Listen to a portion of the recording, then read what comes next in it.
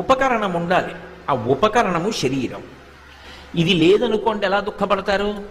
ఇది ఉంది, ఇది ఉంది కాబట్టి దీనికి ఏదో జ్వరం వచ్చిందనుకోండి, అప్పుడు బాధపడతాడు జ్వరంతో. ఇది ఉంది, ఇది ఉంది కాబట్టి దీనికి ఆకలి వేసింది అనుకోండి, బాధపడతాడు ఆకలిస్తోందని. దీనికి దాహం వేసింది అనుకోండి, బాధపడతాడు నీళ్లు కావాలని. ఇది లేదనుకోండి ఎలా బాధపడతాడు? దేంతో బాధపడతాడు? దేంతో సుఖపడతాడు?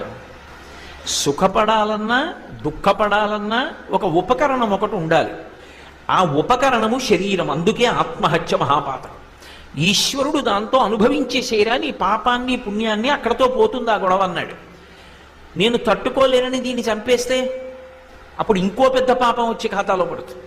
అందుకే ఈశ్వరుడిచ్చిన ఉపకరణంతో ఈశ్వరుడి చేత నిర్ణయింపబడినటువంటి సుఖదుఖాలని అనుభవించేయాలి. అనుభవించేస్తే అక్కడతో ఆ పాపం పుణ్యం పోయి